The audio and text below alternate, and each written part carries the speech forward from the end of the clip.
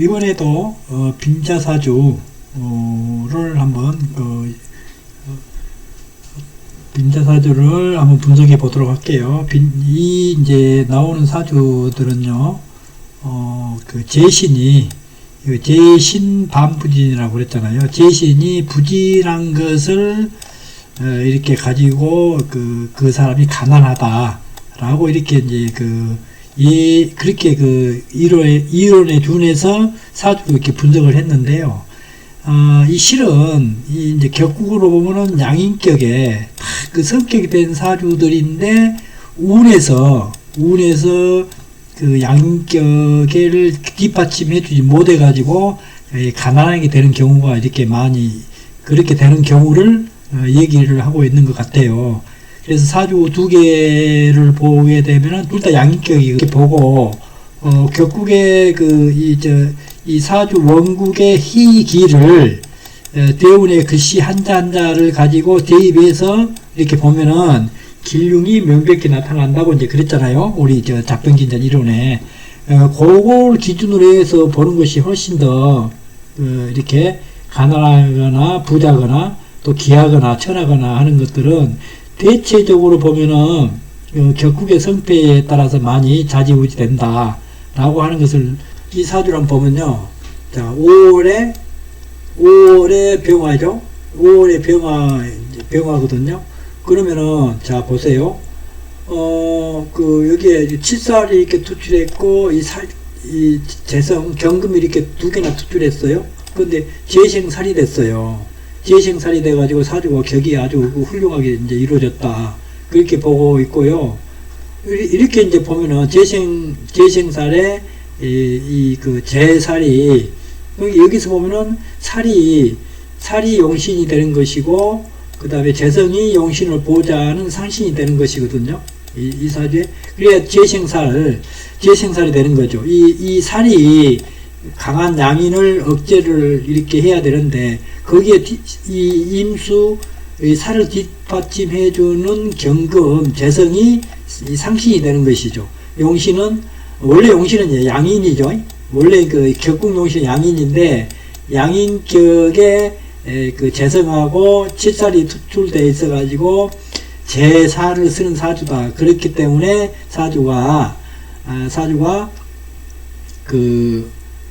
성격이 됐다라고 이렇게 보고 있죠. 그러나 이게 성격이 됨에도 불구하고 이 사람이 왜 가난하게 됐냐 하면 임철수 선생의 통변을 보면요. 이 명조는 여름에 태어난 화가 금을 만나 약한 살을 재성이 생하고 있고 양지지가 혼잡되지 않아 살과 양인이 청하니 확실히 명리가 빛날 것이라고 할 것이다. 그랬거든요. 그러나 그것은 지지가 이제 목화로 되어 있거든요. 목화가 금수를 실지 않으니, 천간에 있는 금수를 실지 않으니, 마치 한 잔의 물로 이렇게 집을 이렇게 가득 실은 마차에 불을 끄는 것과 같아서, 그런 마차에 불을 이렇게 끄면 한 잔의 물로 끄지를 못하잖아요. 그런 격이란 얘기예요. 불을 끄지 못하고 오히려 재성에 기만서라는 것을 모르고 하는 말이다. 그랬거든요. 이게 재성이 이제 부진됐다는 뜻이에요. 이제 임철수 선생의 통변은 5월에 이제 경금이 안 그래도 이렇게 약한데 지지에 근이 하나도 없잖아요. 임수나 경금에 근이 하나도 없어요.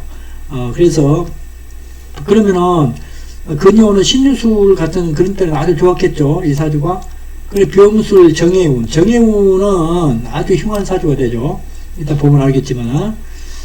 그래서 하절은 경금이 폐절지로, 여름에는 이제 경금이 폐절지로, 이렇게 재가 부진되었음을 가히 알 수가 있다. 그랬거든요.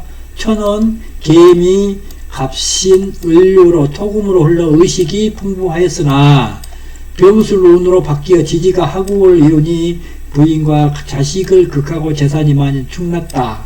수만의 가업이 물에 씻은 듯이 다 흩어지고 정해운에 들어 정임합하고 인해합이 되어 고독하고 고생하더니 끝내는 사망했다. 이제 그랬거든요. 근데 이제 이것을 격국론으로 한번 이제 분석을 정해대운에 왜 이렇게 이렇게 신유수로 갈 때는 이제 좋았다는 얘기예요. 이제 개수가 있고 그 다음에 미토가 있다고 하지만은 사오미로 이제 그 사오미로 가다가 이제 개미부터 시작되니까 신유일운은 좋았다는 뜻이거든요. 굉장히 좋았는데 이렇게 그 신술 병술 정해대운으로 이렇게 갈 때 상당히 흉했다. 이거 어떤 얘기냐면은 이 격국은 양인격에 이 재살이 이렇게 투관되어 성격이 된 사주거든요. 엄연히 성격이 된 사주예요. 이 사주는 양인이 중중하여 반드시 살을 살리는 운을 봐야 되는데, 살을 살리는 운이 와야 돼요. 그렇게 하면은 그 경금이나 이제 그 수왕지주로 가줘야 되거든요. 인비가 오는 대운과 양인이 투출된 대운은 흉함이 그지없다 그랬거든요. 정해대운의 정운, 이렇게 정해대운의 이 정운을 한번 보세요. 정운은 잡병인전 229페이지 양인격에서 정관을 쓰는 경우에는 양인이 천간에 투출해도 두렵지 않지만, 양인격에 칠살이 투출되는 경우 양인이 투출하면 격국이 이루어질 수 없는 것이다 그랬거든요. 왜 그러냐면은 이게 양인격인데 임수 그 양인이 이렇게 투출했어요. 정해대운에 양인이 투출했으면 정임합 해가지고 이 격구 저 상신 이렇게 쉽게 얘기하면은 용신이 완전히 거덜난 거 아니에요? 임수가 완전히 죽어버리면은 이 중후한 양인을 어떻게 다뤄요? 다룰 수가 없잖아요. 그래 이 중후한 양인이 더구나 목생화까지 해가지고 이 화급금을 하니까 이 재성이 완전히 거덜난 거죠. 무릇 정관은 양인을 제압할 수 있으므로 양인이 투출해도 해가 되지 않으나 양인은 칠사를 합거하니 무슨 공이 있겠는가 라고 이렇게 했거든요. 그래서 정해대운이 아주 흉해죠. 더구나 여기는 또 인해 한목으로 돼가지고 수가 이렇게 화를 극하는 것도 있지만은 인해 합으로 돼가지고 그 인호하구까지 이렇게 만들어주면서 인호하구, 일호하구까지 만들어주면서 임수가 이렇게 타격을 받은 임수가 이렇게 쓸모가 없어지니까 이 재성이 이렇게 홀로 나왔잖아요. 그러면 이거 밥이죠. 양인들이 이렇게 중중하고 거기다가 목세가까지 받아가지고 이 양인이 날뛰고 있는데 여기서 경금이 살아날 것 같아요.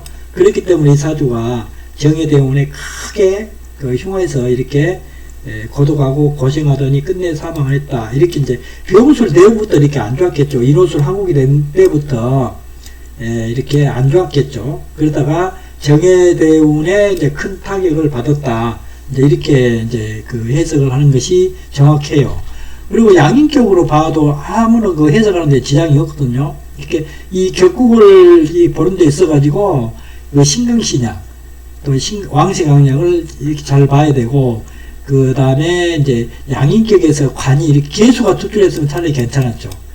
개수가 투출하면은 이 개수는 금생수를 받아가지고 양인을 이렇게 대체할 수가 있지만은 이 정화, 이 칠살이 투출되어 있을 때는 이 5월에 이 정화, 양인이 이렇게 투출해버리면은 양인이 이렇게 칠살을 이렇게 합살해가지고 양인이 중중하잖아요. 그러면 이 경금 재성이 아주 거덜난다는 뜻이거든요. 그렇기 때문에 죽었다라고 해석한 것이 훨씬 더 논리적이고 이론적이고 논리적이지 않습니까? 그렇죠? 그리고 또 하나 이것도 양인격이거든요. 양인격에 여기는 이제 금생수 이제 양인격의 재성을 이렇게 보고 있어요. 인묘 재성이 굉장히 왕하죠. 거기다가 또 식신이 이렇게 양인격에 인호하국을 이렇게 이루어가지고 양인격에 목생화해가지고 이렇게 사주 구조가 돼야 되는데, 이 임수가 이 사주 격을 완전히 떨어뜨려 보고 있는 거죠, 식신이. 그러니까 이 사주가 갈등 구조로 된다는 뜻이거든요. 이 사주 격국이 양인격인데, 양인격에서는 칠살이 이제 최우선의 용신이고, 그 다음에 이제 정관이죠. 정관이고, 그 다음에 정관을 하고 관살이 없으면은 식상이라도 있어줘야 되죠. 그래야만이 양인을 이렇게 화해가지고 있을 수가 있는데, 이 사주는 인호하국이 됐어요. 인호하국이 되면은 이 양인격에 관을 쓴다는 뜻이거든요. 관살을 쓴다는 뜻이에요. 그런데 임수가 이렇게 투출해가지고 관을 이렇게 극하고 있으니까 사주가, 격이 이렇게 바로 폐격이 됐잖아요. 이 양인격이 폐격이 된 사주거든요. 식상에 의해서. 그럼 이 사주가 갈등 구조죠. 왜냐면은 이 사주는 양인격에 너는 이 관사, 재생사를 내가지고 양인을 억제하면서 세상을 살아라. 라고 이렇게 주어진 그 명인데, 그걸 못하게 식신이 망해버리거든요. 그러면 이 사람은 식계로 갈 수밖에 없어요. 그러면은 운이, 천연운이 인계로 갔거든요. 인계로 가고, 이렇게 또 양인, 금수로 가면서 이렇게 갔어요. 그렇기 때문에 이 사주 격이 이렇게 뚝 떨어지면서 운에서도 뒷받침이 안 되고 갈등 구조로 가니까 수가 살아나면은 당연히 수를 써야 되겠죠. 그러다가 나중에 수운이 이제 없어져 버리면은 또 이렇게, 여기 보세요. 개미 이렇게 됐잖아요. 그 다음에 그 이모 이렇게 됐잖아요, 운이. 그리고 임대운에는 이제 그 식상운으로 하니까 식신생제 이제 양인격에 그 식신생제에서 이때는 내가 돈을 벌려고 이렇게 하다가 또 이렇게 오가 왔어요. 인호 이렇게 그 관이 오면은 또 내가 이걸 안 하고 또 이 직장에 이렇게 이렇게 기웃기도 하는 그런 거잖아요. 그리고 신의 대운도 마찬가지죠. 이제 여기는 이제 겁재가 이렇게 왔어요. 양인이 이렇게 올랐거든요. 양인이 이렇게 올라와가지고 병화가 들어오면 양인격이 완전히 폐가 되는 이런 그 격국이라 아까 그 전 사주에서 그랬잖아요. 그런데 이렇게 되다 보니까 이 사주가 가난하게 이제 됐다. 지금 이런 사주들이 현대에서 태어났다가면 이렇게 가난하거나 이 전사주도 이 전사주도 이렇게 지금 태어났다고 아주 격이 좋잖아요. 훌륭한 격이죠. 그리고 신유수로 이렇게 흘렀기 때문에 이 기간 동안에 자기가 어떤 기반을 이렇게 군, 금, 경이나 이런 쪽으로 이렇게 진출했으면은 이런 대운도 충분히 치고 넘어가요. 요령 같은 거. 그래서 다시 이제 무자 대운이나 이런 대운으로 오게 되면은 상당히 좋게 또 우리 또 흘러가잖아요. 정해 대운에, 정화 대운에 이제 그렇게 이제 안 좋아졌는데 해대운 이렇게 가고 해대운부터는 또 점점 좋아지잖아요. 그렇게 되고 있는데 참 그렇게 시대에 따라서도 약간 다르다라고 이렇게 볼 수가 있겠죠.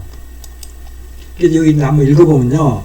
가을에 태어난 금이 원령을 타고 있고 재관이 다 왕하고 식신이 빼어나니 대체로 볼 때 부귀의 명제로 보인다. 그랬거든요. 양인격에 그 식신생제하니까 상당히 부자의 사주죠. 그리고 운이 인계 금수운으로 갔어요. 금수운으로 가게 되면은 강하게 이렇게 식재를 쓴다는 뜻이거든요. 그러나 식재 운이 끝나버리고 이렇게 관성운으로 들어가 버리면은 반드시 또 이렇게 이 식재 활동을 이렇게 멈추고 관으로 이렇게 진출해 버리려고 하는 그런 성향이 있거든요.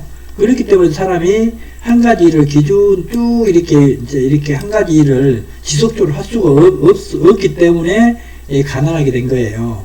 가을에 태어난 금이 얼령을 타고 있고 재관이 다 왕하고 식신이 빼어나니 대체로 볼 때 부귀의 명제로 보인다. 그러나 이 태중한 관성으로 공국하니 일주는 도리어 약하다.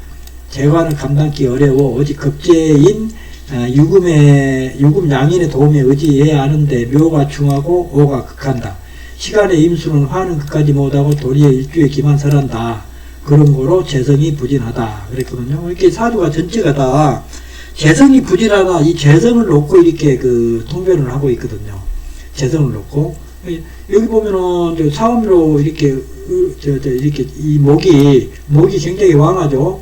목이 이렇게 인묘 근이 있으면서 목이 이렇게 이 신왕개왕의 사주로 해서 식상이 조금 뒷받침이 되면은 차라리 사음으로 안 가고 해자축으로 가고 정관으로 인계수가 가버리면 관을 안 쓰고 식재로 써가지고 쭉 이어나가버리면은 그런 대로 이렇게 사주가 되는데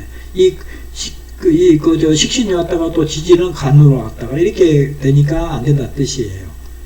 그래서 보면은 초운 갑신 금의 노광조로 일찍이 입반하였는데 그 운이 남방으로 가니 빈핍을 그 이유는 운이 남방으로 갔다는 뜻이거든요. 그렇기 때문에 빈핍을 감당하기가 어려웠다 그랬거든요.